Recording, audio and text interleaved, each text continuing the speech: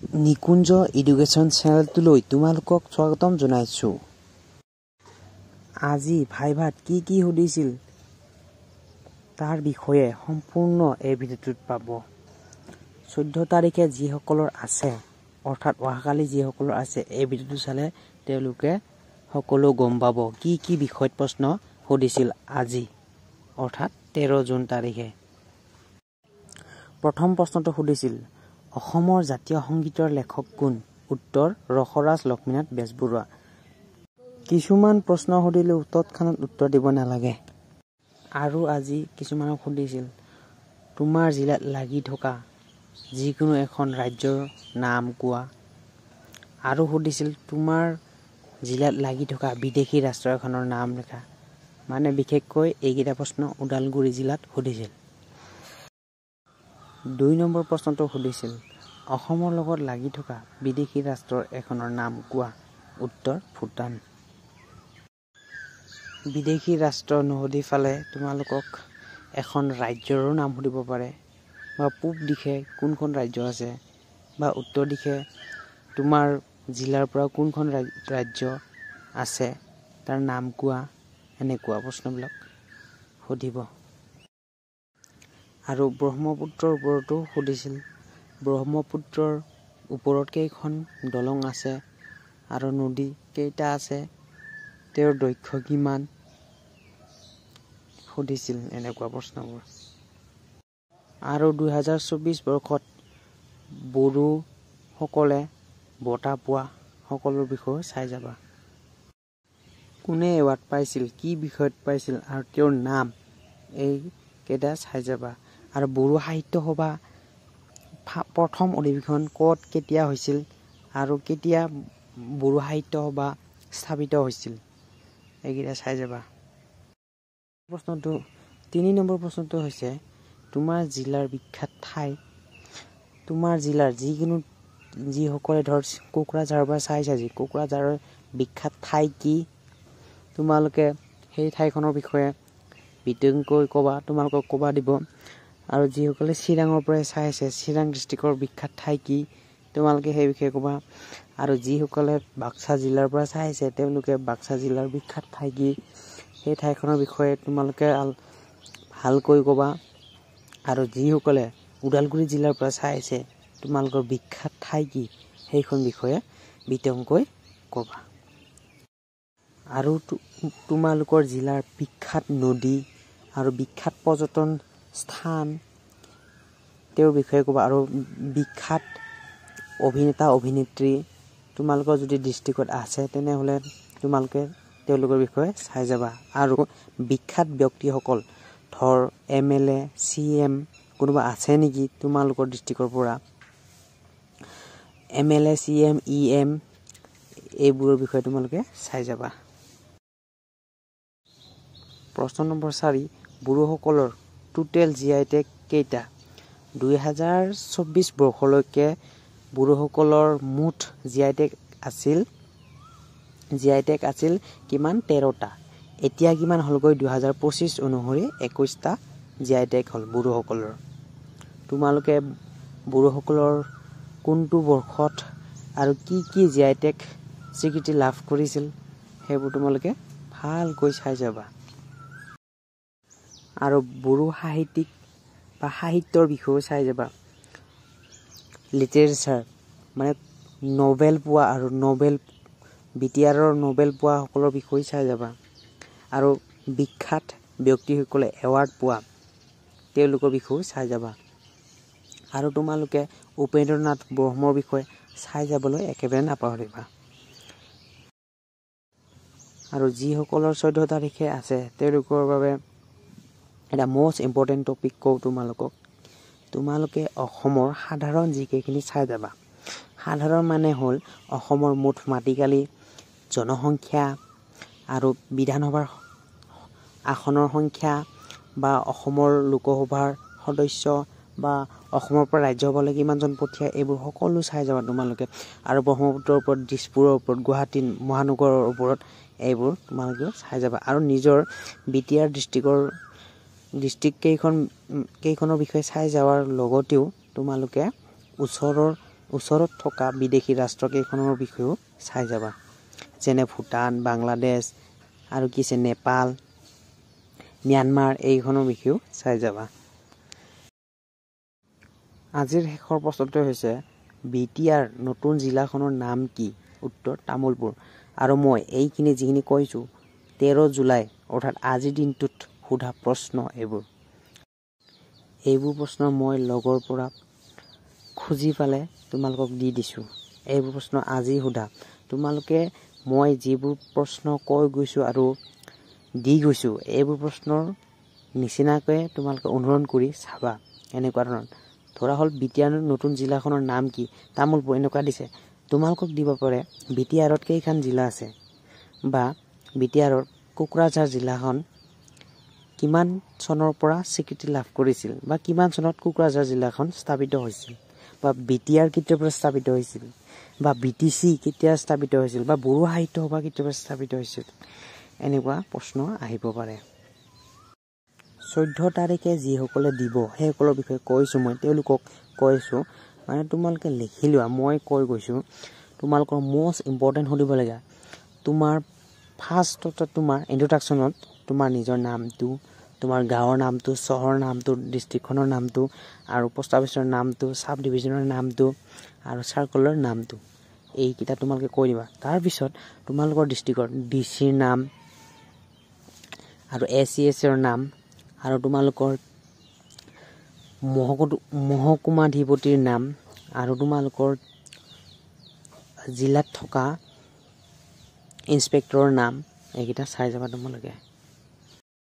আৰু প্ৰত্যেকেই চাই যাবা তোমালোকৰ নিজৰ নিজৰ জিলাৰ বিখ্যাত ঠাই আৰু পৰ্যটন স্থান যদি আছে তোমালোকৰ পৰ্যটন ঠাই, তেতিয়াহ'লে তোমালোকে চাই যাবা। যেনে মই ওদালগুৰি ডিষ্ট্ৰিক্টৰ বিষয়ে অলপ কৈ দিছোঁ, মানে এক্সাম্পল দিছোঁ কেনেকৈ ক'বা। ধৰ ওদালগুৰি ডিষ্ট্ৰিক্টৰ বিখ্যাত পৰ্যটনস্থলী কি, যেনে হ'ল ভৈৰৱকুণ্ডা আৰু বৰুণেই অভয়াৰণ্য। মই ভৈৰৱকুণ্ডাৰ বিষয়ে কৈছোঁ।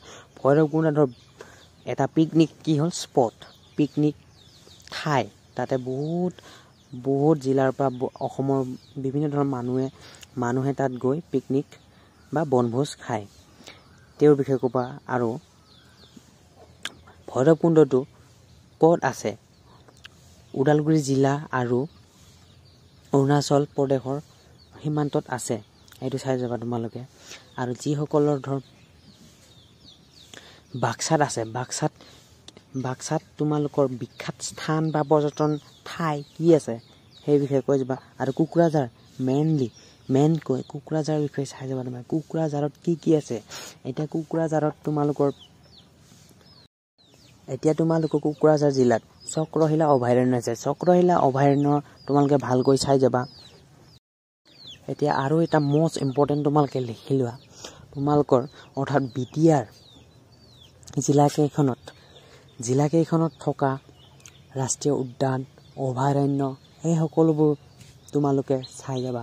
আৰু তোমালোকৰ বিখ্যাত নদীৰ সেই নদীটোৰ দৈৰ্ঘ্য কিমান, বহল কিমান, এইবোৰ তোমালোকে চাই যাবা।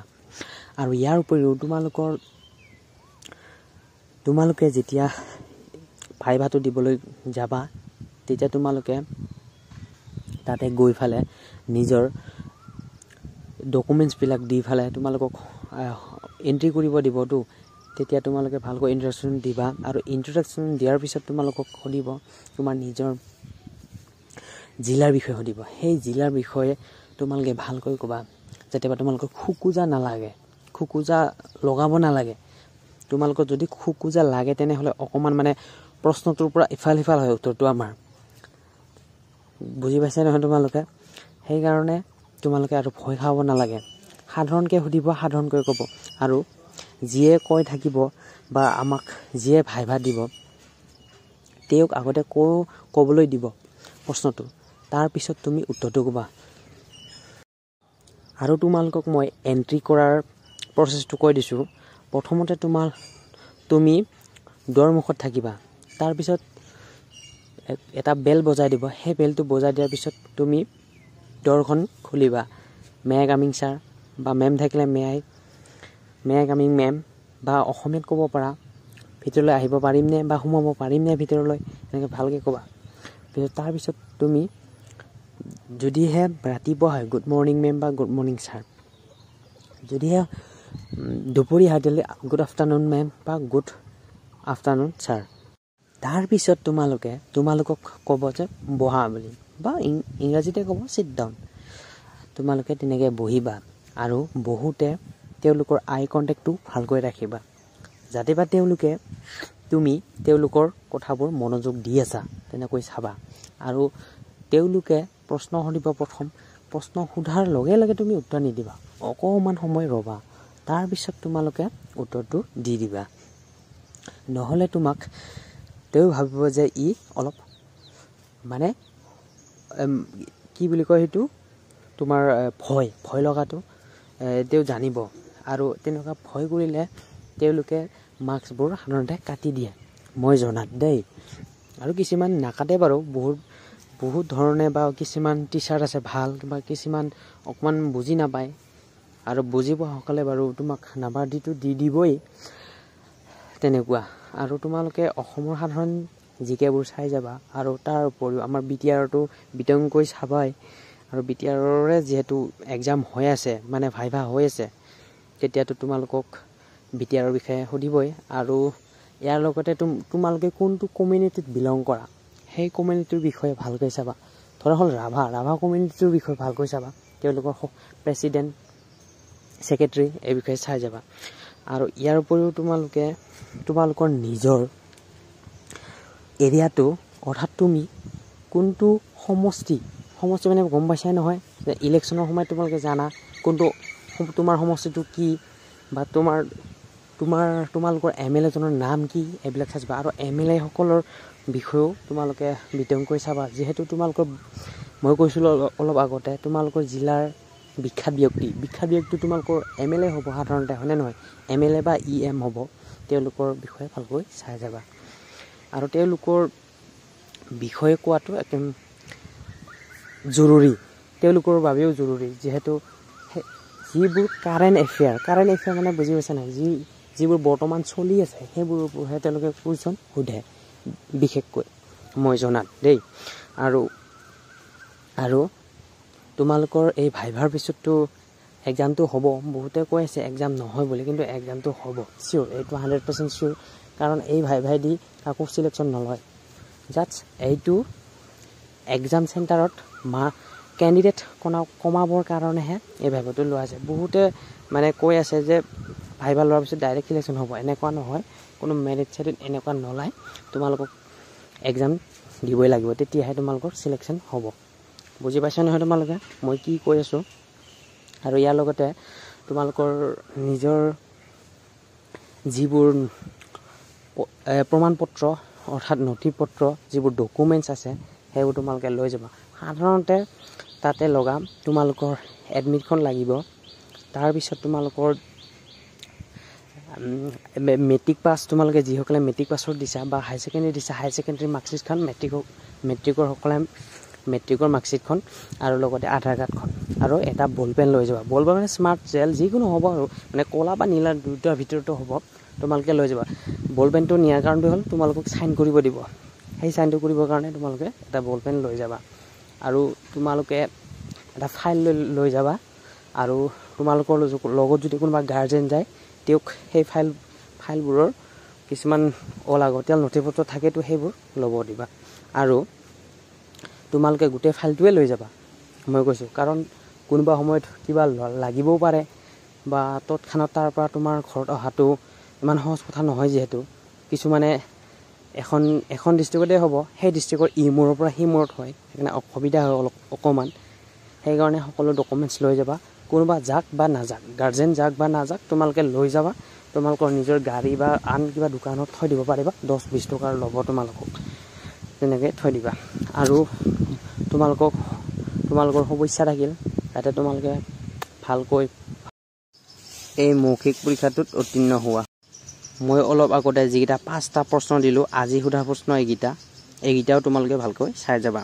আৰু ইয়াৰ লগতে তোমালোকে সাধাৰণ জিকেখিনিতো চাবাই, এইখিনি চোৱাৰ লগতে BTRৰ সমূহ চাবা। যদিহে তোমালোকে এই চেনেলটোত প্ৰথমবাৰ আহিছে, তেনেহ'লে ছাবস্ক্ৰাইব কৰিব, আৰু ভিডিঅ'টো ভাল পালে লাইক, কমেণ্ট, শ্বেয়াৰ কৰিবলৈ একেবাৰে নাপাহৰিব। আৰু তোমালোকে এতিয়ালৈকে যদি মোৰ টেলিগ্ৰাম চেনেলটোত জয়েন হোৱা নাই তেনেহ'লে মোৰ টেলিগ্ৰাম চেনেলটোত জয়েন হোৱা ডিছক্ৰিপশ্যনত লিংকটো দিম আৰু তোমালোকে স্কেনো কৰি ল'ব পাৰিবা মই স্কেনাৰটো দি দিছোঁ ধন্যবাদ